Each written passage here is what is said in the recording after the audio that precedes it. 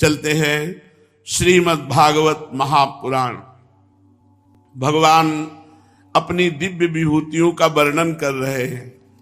भगवान उद्धव जी को बता रहे हैं कि मैं किन किन विभूतियों के रूप में विराजमान हूं। श्री भगवान कहते हैं, पुरोधशाम वसिष्ठोहम ब्रह्मिष्ठानाम बृहस्पति स्कंदोहम सर्वसेनान्या मग्रण्याम भगवान जहा यज्ञानाम ब्रह्म यज्ञोहम व्रतानाम अविहिंसनम वायवग्निर्काम वागात्मा शुचीनामप्यहम शुचि। हे उद्धव, मैं पुरोहितों में वशिष्ठ जी हूं। भगवान जो अपनी विभूतियों का वर्णन कर रहे, ये कह रहे मैं साक्षात इन रूपों में विराजमान हूं। पीछे जैसे वर्णन किया, समस्त देवताओं में इंद्र मैं हूं, आठों वसुओं में अग्नि मैं हूं, 12 आदित्यों में विष्णु मैं हूं, 11 रुद्रों में नील लोहित नाम का रुद्र मैं हूं, ब्रह्मर्षियों में भृगु मैं हूं, राजर्षियों में मनु मैं हूं, देवऋषियों में नारद मैं हूं, गौओं में कामधेनु मैं हूं, सिद्धेश्वरों में कपिल मैं हूं, पक्षियों में गरुण जी मैं हूं, प्रजापतियों में दक्ष प्रजापति मैं हूं, पितरों में अर्यमा हूं। प्रिय उद्धव, मैं दैत्यों में दैत्यराज प्रहलाद, नक्षत्रों में चंद्रमा, औषधियों में सोमरस, यक्ष राक्षसों में कुबेर मैं हूं, मैं गजराजों में ऐरावत, जल निवासियों में उनका प्रभु वरुण, तपने और चमकने वालों में सूर्य मैं हूं। साक्षात भगवान तप रहे सूर्य के रूप में। मनुष्यों में राजा मैं हूं, घोड़ों में उच्चश्रवा, धातुओं में सोना, दंडधारियों में यमराज, सर्पों में वासुकी, नागराजों में शेषनाग, सींग और दाढ़ वाले प्राणियों में उनका राजा सिंह, आश्रमों में सन्यास, वर्णों में ब्राह्मण, तीर्थों में गंगा जी, जलाशयों में समुद्र, अस्त्र शस्त्रों में धनुष, धनुर्धारियों में त्रिपुरारी भगवान शंकर मैं हूं। मैं निवास स्थानों में सुमेरु, दुर्गम स्थानों में हिमालय, वनस्पतियों में वृक्षों में मैं पीपल हूं, धान्यों में मैं जौ हूं, पुरोहितों में वशिष्ठ हूं, वेद वेत्ताओं में बृहस्पति हूं, समस्त सेनापतियों में स्वामी कार्तिकेय हूं, सन्मार्ग प्रवर्तकों में भगवान ब्रह्मा मैं हूं, पंचमहायज्ञों में ब्रह्म यज्ञ अर्थात स्वाध्याय यज्ञ मैं हूं, व्रतों में अहिंसा व्रत हूं, शुद्ध करने वाले पदार्थों में नित्य शुद्ध वायु, अग्नि, सूर्य, जल, वाणी एवं आत्मा मैं हूं। 8 प्रकार के योगों में मैं मनोनिरोध रूप समाधि हूं। विजय के इच्छुकों में रहने वाला मैं नीति बल हूं। कौशलों में आत्मा और अनात्मा का विवेक रूप कौशल हूं। ख्यातिवादियों में विकल्प हूं। स्त्रियों में सतरूपा हूं। पुरुषों में स्वयंभू मन हूं। मुनीश्वरों में नारायण हूं। ब्रह्मचारियों में सनक सनंदन सनातन सनत कुमार हूं। मैं धर्मों में कर्म संन्यास, ऐश्वर्यत्रय के त्याग द्वारा संपूर्ण प्राणियों को अभयदान रूप सच्चा संन्यास हूं। अभय के साधनों में आत्मस्वरूप का अनुसंधान हूं। अभिप्राय गोपन के साधनों में मधुर वचन एवं मौन मैं हूं। स्त्री पुरुष के जोड़ों में मैं प्रजापति हूं, जिनके शरीर के 2 भागों से पुरुष और स्त्री का पहला जोड़ा प्रकट हुआ। सदा सावधान रहकर जागने वालों में संवत्सर काल मैं हूं। ऋतुओं में बसंत ऋतु, महीनों में मार्गशीर्ष, नक्षत्रों में अभिजित नक्षत्र मैं हूं। युगों में सतयुग, विवेकियों में महर्षि देवल और असित, व्यासों में श्री कृष्ण द्वैपायन व्यास, कवियों में मनस्वी शुक्राचार्य मैं हूं। सृष्टि की उत्पत्ति, प्रलय, प्राणियों के जन्म और मृत्यु तथा विद्या और अविद्या के जानने वाले भगवानों में विशिष्ट महापुरुषों में मैं श्री कृष्ण वासुदेव हूं। सृष्टि की उत्पत्ति, प्रलय, प्राणियों के जन्म और मृत्यु, विद्या और अविद्या के जानने वालों में, भगवानों में, विशिष्ट महापुरुषों में मैं वासुदेव हूं, मैं श्री कृष्ण हूं। मेरे प्रेमी भक्तों में उद्धव, किम पुरुषों में हनुमान, विद्याधरों में सुदर्शन, रत्नों में पद्मराग, सुंदर वस्तुओं में कमल की कली, तृणों में कुश, हविष्यों में गाय का घी हूं, व्यापारियों में रहने वाली लक्ष्मी हूं, छल कपट करने वालों में द्विविध क्रीड़ा, तितिक्षुओं की तितिक्षा, सात्विक पुरुषों में रहने वाला सतोगुण हूं, बलवानों में मैं बल उत्साह हूं, पराक्रम हूं, भगवत भक्तों में भक्ति युक्त निष्काम कर्म हूं, वैष्णवों के पूज्य वासुदेव, संकर्षण, प्रद्युम्न, अनिरुद्ध, नारायण, हयग्रीव, वराह, नृसिंह और ब्रह्मा, इन 9 मूर्तियों में मैं पहली एवं श्रेष्ठ मूर्ति वासुदेव श्री कृष्ण हूं। मैं गंधर्वों में विश्वावसु हूं, अप्सराओं में ब्रह्मा जी के दरबार की अप्सरा पूर्व चित्ती मैं हूं, पर्वतों में स्थिरता, पृथ्वी में शुद्ध विकारी गंध मैं हूं, मैं जल में रस हूं, तेजस्वियों में परम तेजस्वी अग्नि हूं, सूर्य, चंद्रमा, तारों में प्रभा, आकाश में उसका एकमात्र गुण शब्द मैं हूं। उद्धव जी, मैं ब्राह्मण भक्तों में बलि, वीरों में अर्जुन, प्राणियों में उनकी उत्पत्ति, स्थिति और प्रलय हूं।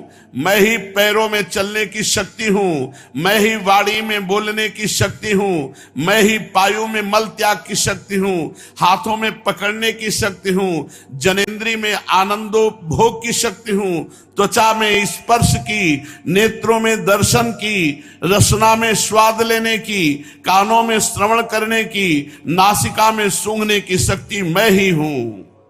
समस्त इंद्रियों की इंद्रिय शक्ति मैं ही हूं। पृथ्वी, वायु, आकाश, जल, तेज, अहंकार, महातत्व, पंच महाभूत, जीव, अव्यक्त, प्रकृति, सत्व, रज, तम, उनसे परे रहने वाला ब्रह्म, ये सब मैं ही हूं। इन तत्वों की गणना, लक्षणों द्वारा उनका ज्ञान, तत्व ज्ञान रूप उसका फल मैं ही हूं। मैं ही ईश्वर हूं, मैं ही जीव हूं। स्पष्ट कह दिया भगवान ने, मैं ही ईश्वर हूं, मैं ही जीव हूं। जीव अपने स्वरूप को देखे तो जानत तुम्हें तुम्हें हो जाए, वो भगवत स्वरूप है। मैं ही गुण हूं, मैं ही गुणी हूं, मैं ही सबका आत्मा हूं, मैं ही सब कुछ हूं। मेरे अतिरिक्त और कोई भी पदार्थ कहीं भी नहीं है। उद्धव, यदि मैं गिनने लगूं तो किसी समय परमाणुओं की गणना तो कर सकता हूं, परंतु अपनी विभूतियों की गणना नहीं कर सकता, क्योंकि जब मेरे रचे हुए करोड़ करोड़ ब्रह्मांडों की भी गणना नहीं हो सकती तो मेरे विभूतियों की गणना तो हो ही कैसे सकती है। ऐसा समझो कि जिसमें भी तेज है, श्री है, कीर्ति है, ऐश्वर्य है, लज्जा है, त्याग है, सौंदर्य है, सौभाग्य है, पराक्रम है, तितिक्षा है, विज्ञान है, ये गुण है तो वहां मैं विराजमान हूं। वो मेरा ही स्वरूप है। उद्धव, मैंने तुम्हारे प्रश्न के अनुसार संक्षेप से विभूतियों का वर्णन किया। एक बात और सुन लो, ये सब परमार्थ वस्तु नहीं है। क्या ये जो वर्णन किया गया, एक केवल भगवान ही भगवान है।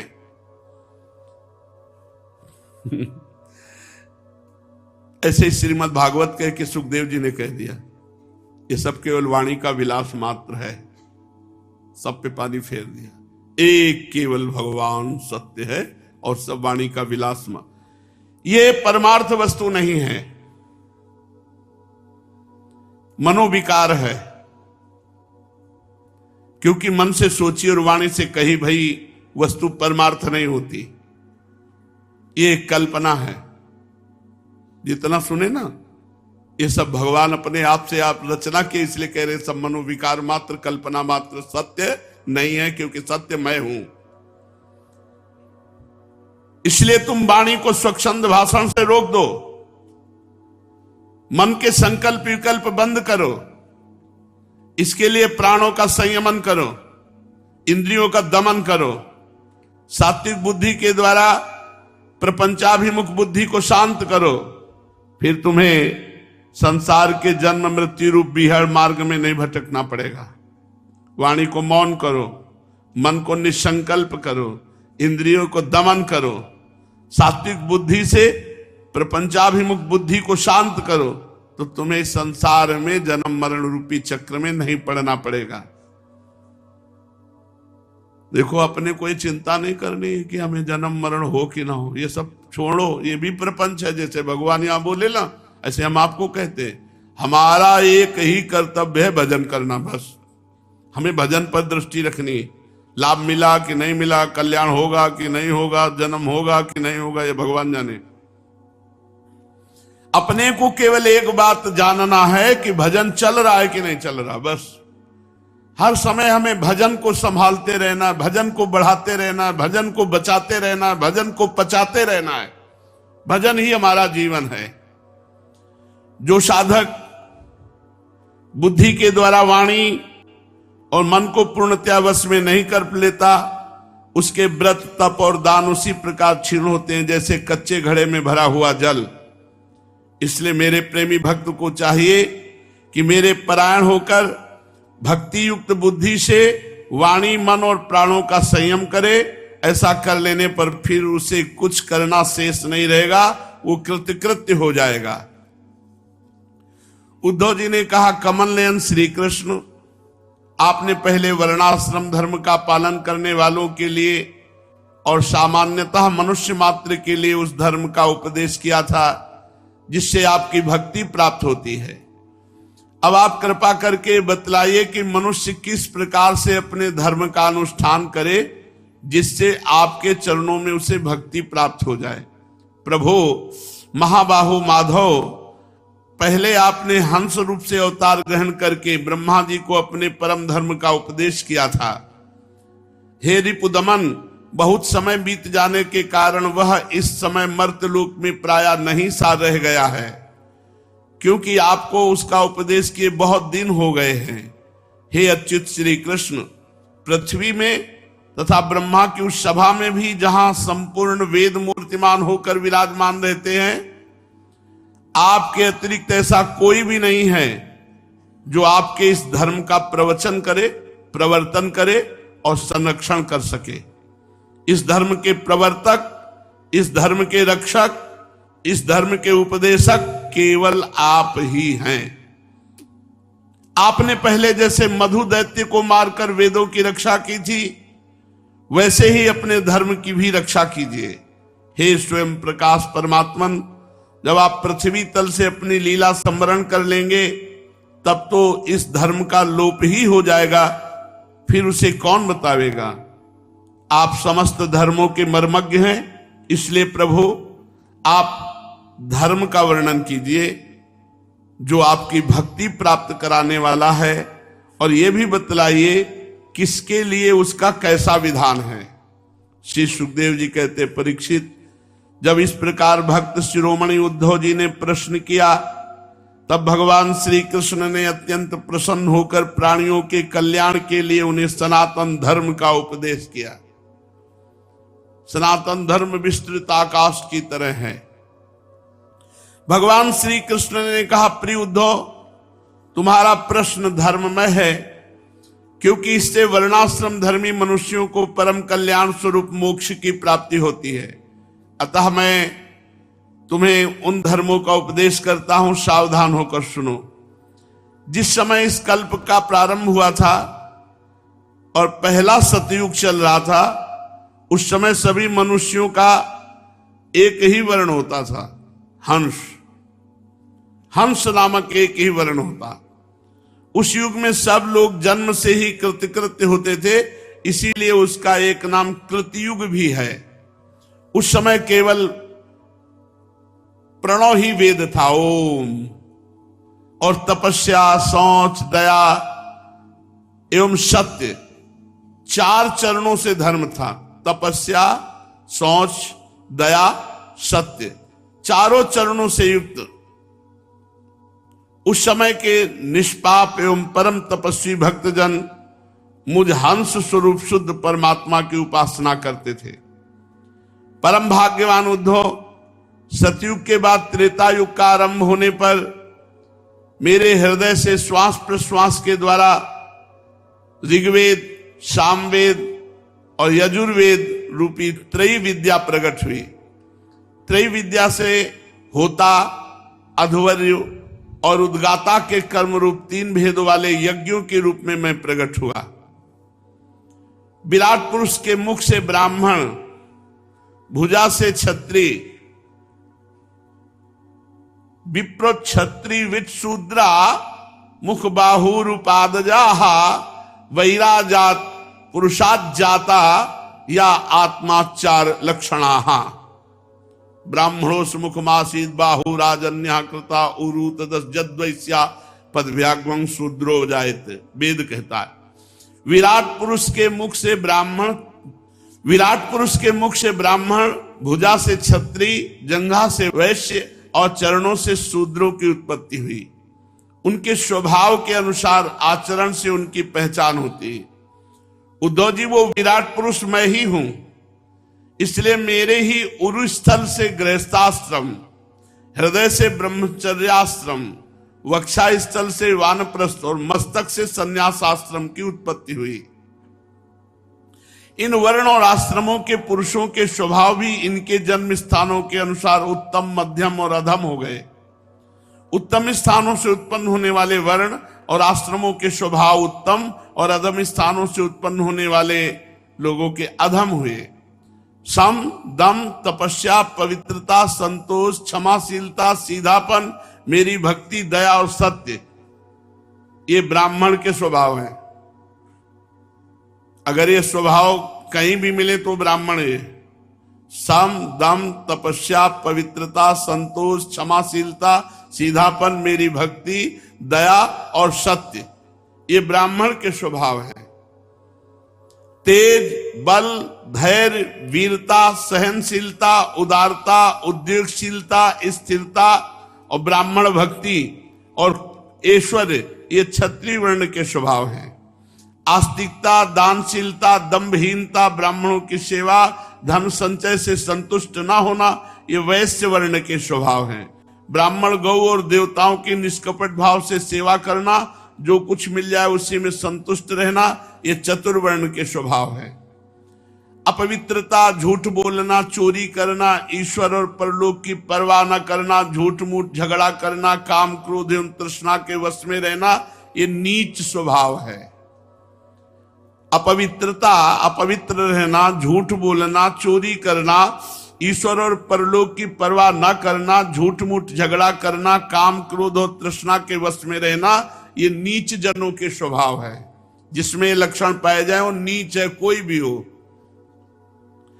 चारों वर्णों और चारों आश्रमों के लिए साधारण धर्म यह है कि मन, वाणी और शरीर से किसी की हिंसा न करें, सत्य पर दृढ़ रहें, चोरी न करें, काम, क्रोध तथा लोभ से बचें और जिन कामों के करने से समस्त प्राणियों की प्रसन्नता और उनका भला हो वही करें। ब्राह्मण, क्षत्रिय, वैश्य गर्भाधान आदि संस्कारों के क्रम से यज्ञोपवीत संस्कार रूप द्वितीय जन्म प्राप्त करके गुरुकुल में रहे और अपनी इंद्रियों को वश में रखे। आचार्य के बुलाने पर वेद का अध्ययन करे और अर्थ का विचार करे। ब्रह्मचारी को चाहिए कि मेखला, मृगचर्म और दंड, रुद्राक्ष की माला, यज्ञोपवीत कमंडल, सिर पर जटा और शौकीनी के लिए दांत और वस्त्र न धोए, रंगीन आसन पर न बैठे, सदैव कुश धारण करे। स्नान, भोजन, हवन, जप और मलमूत्र के त्याग के समय मौन रहा जाता है।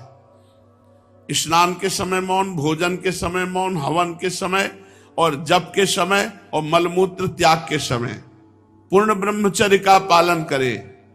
स्वयं तो कभी ब्रह्मचर्य क्षीण करे नहीं। यदि स्वप्न आदि में ब्रह्मचर्य क्षीण हो जाए तो जल में स्नान करके, प्राणायाम करके, गायत्री मंत्र जप करके अपने को पवित्र करे।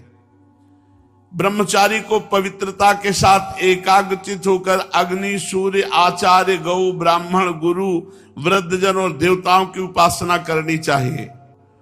सबको सायंकाल और प्रातःकाल मौन होकर संध्योपासना एवं गायत्री का जप करना चाहिए। गुरु को मेरा ही स्वरूप समझे, कभी गुरु का तिरस्कार न करे, उन्हें साधारण मनुष्य समझकर दोष दृष्टि न करे, क्योंकि गुरु सर्वदेवमय होता है। सायंकाल और प्रातःकाल जो भी भिक्षा मिले पहले गुरु के आगे निवेदन करे। केवल भोजन ही नहीं, जो कुछ हो सब गुरु के आगे निवेदन करे। तदनंतर उनकी आज्ञा के अनुसार बड़े संयम से जब गुरु दे दे तो भिक्षा का प्रयोग करे। यदि गुरु जा रहे हो तो उनके पीछे पीछे चले। गुरु के सो जाने के बाद सावधानी से उनसे थोड़ी दूर पर सोवे। थके हो तो पास बैठकर चरण दबावे। बैठे हो तो उनके आदेश की प्रतीक्षा में हाथ जोड़कर खड़ा रहे। इस प्रकार अत्यंत छोटे व्यक्ति की भांति जब गुरु की सेवा शुश्रूषा की जाती है, आचार्य आज्ञा में तत्पर रहा जाता है, तब लक्ष्य की प्राप्ति होती है। जब तक विद्या अध्ययन न हो जाए तब तक सब प्रकार के भोगों से दूर रहकर इस प्रकार गुरुकुल में ब्रह्मचारी को निवास करना चाहिए। आगे ब्रह्मचर्य, वानप्रस्थ, संन्यास, ब्राह्मण, क्षत्रिय, वैश्य, अन्य ये सब चर्चा भगवान श्री कृष्ण उद्धव जी को सुनाते। शेष चर्चा आगे श्री राधा वल्लभ।